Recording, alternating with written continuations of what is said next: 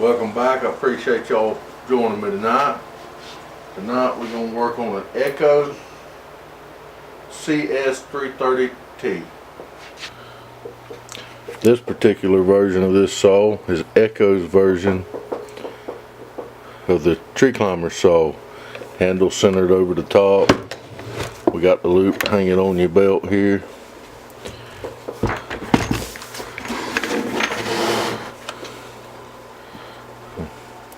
Customer says this saw won't crank.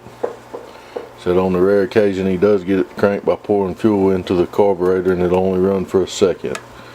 So we're going to go through our process.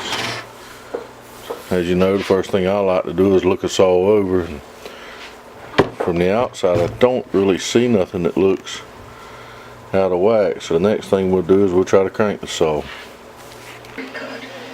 As I usually do, one of the first things I like to do before I start messing with one, makes it a little easier, is take the bar off. So we'll do that next. First thing I noticed is that standard bar wrenches won't fit it that I have.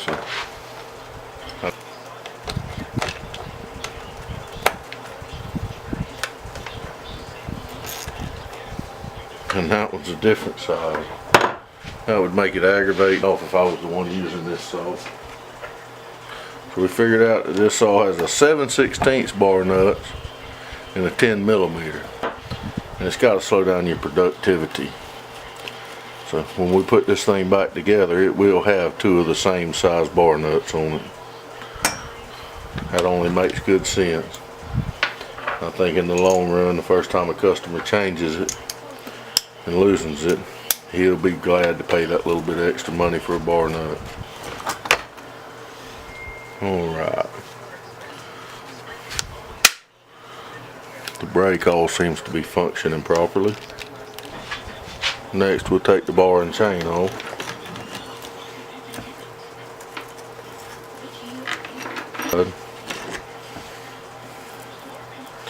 Looks like this saw's been run into sand quite a bit. There's a lot of wear from sand in it, but the bar is still usable. We'll see if we can salvage that.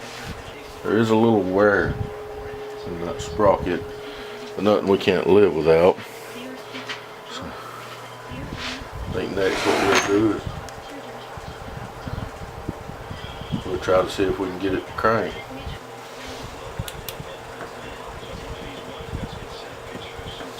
Alright, there is no fuel in the unit. So normally I wouldn't really inspect the fuel tank a whole lot till after I tried to crank it, but since we are working with no fuel in the unit, I'm going to go ahead and inspect it.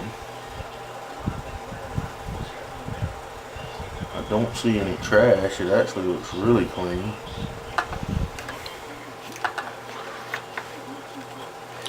The fuel line itself doesn't feel spongy.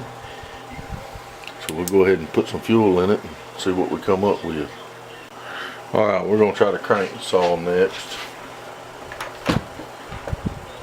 This unit has no primer bulb, so we'll go ahead and turn the unit on, choke the unit, and see what we get.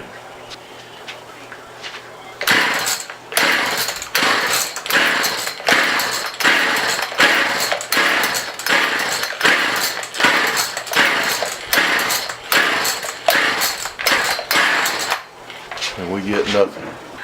So we're going to skip the fuel part because we've already done that part. It had no fuel in it. We've inspected the tank. There's no trash. Fuel line looks good. So the next thing we're going to do is put a spark tester on it.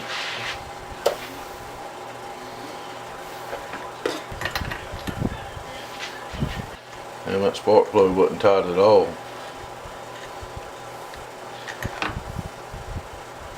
We do have fuel in the cylinder. While we got that out, I'm going to go ahead and check the top of that piston.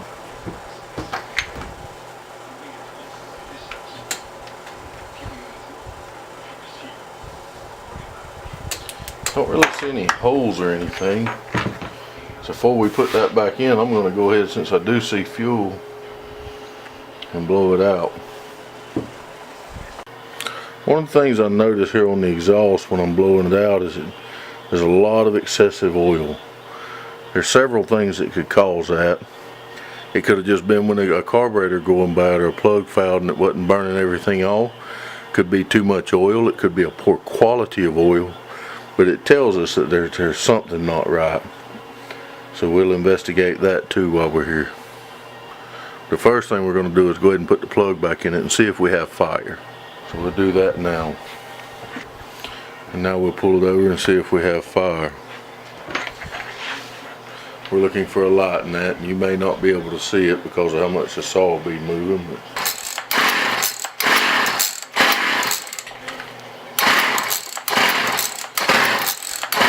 We have good fire. I'm going to skip ahead a step and take that spark arrestor out of that muffler, since we can tell that it's had problems, and see what we come up with. So we're going to take that cover off to expose the muffler. Underneath here lies what's called a spark arrestor. It's a screen. Now, a lot of people make a mistake and think they have become a saw mechanic and can fix it when they take it apart and that's stopped up. In this particular case, it's not. Now, if your only problem is you've used poor oil or too much oil, yeah, you're probably fine. But a lot of times it ends up being a predecessor to another problem. Something such as carburetors having issues, so if you just take it out and clean it and think you fixed it, now a few months later you're out running it hard, saw leans out from the carb problem, burns up, you can't figure out why. So if you're not a saw mechanic and you decide to clean your own spark arrestor, and within a short period of time later it's stopped up, go ahead and take your saw to a mechanic, because chances are you got other problems that could be causing that. I mean, not that I'm doubting any of you, I've seen it a lot. Since we've already went this far, I'm going to go ahead and take this exhaust off, and we're going to look at the intake side, or the exhaust side of the piston, and see what it looks like. We're going to inspect that piston. The ring moves freely, so the ring's not stuck. So we're going to put the exhaust back on and go to the next phase, which will be to remove the carb. So next we're going to pull the carb. We'll be doing two things here. First we're going to inspect the piston, and then we'll also go through the carb if the piston passes inspection. Alright, I got the carb off, and then the one that come off of it's a Warbroil. But right now we're going to go ahead and open it up. Looks like somebody's done been in it. Alright, we got this carb open. There's a couple things, I don't know how well you can see it, but somebody's been in this carb. That bolt is stripped out. I can't get it out. Somebody's done stripped it. You see a lot of staining in the top of it. That tells you that it's had a lot of dirt and rust. And on this side, if you look, you can see the dirt and staining. This carb's had some water or something in it at one time or another that has set. Also, if you look, somebody has decimated the gasket, which means that gasket is no good. Had this saw run, eventually it would have sucked air, and that would have resulted in the burning up of the carb, or the engine actually. So the reality is this carb is probably not fixable by looking where somebody's done went into it monkeying with it. But we're going to try it anyway. But I got a strong feeling that it's going to have a carb. Alright, we have cleaned and reassembled this carb. And in that process we have also replaced this damaged gasket that we found. It is mashed all throughout. The reality is the way this carb looked on the inside, it's probably not going to work. We're going to probably have to have a carb, so I went ahead and wrote the number down. But I can't help but to try. So we're going to reassemble it now and see what we got. Alright, we've already reinstalled the carb now and determined that that did not fix the problem, as I didn't figure it would as bad as the carb looked. So we know we're going to have a carb. In light of the fact that now I know that somebody else has worked on this machine and a few other things that I observed, I'm going to go ahead to not take no chances and remove the flywheel and make sure that the keyway inside that flywheel is still intact. Alright, we removed the flywheel. As you can see here, the keyway is sound. The keyway hole in the flywheel looks good, so we know that that's not a problem.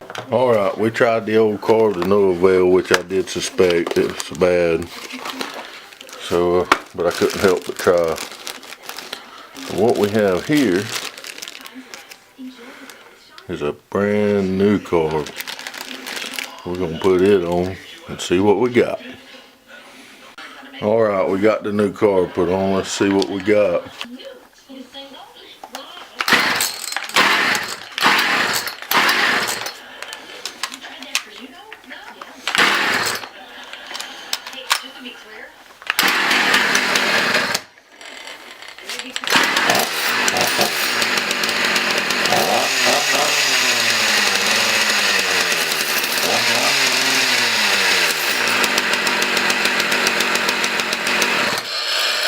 Oh yeah. Now we just gotta finish putting the components back on. We'll finish putting the components back on. And like with all saws that I service, I'm gonna sharpen the chain and this customer will be ready to go. Alright, we got her put back together. She's ready to go. Installed 2 new bar nuts. Installed a carb. Installed an air filter. Sharpened the chain. It's ready to cut some limbs.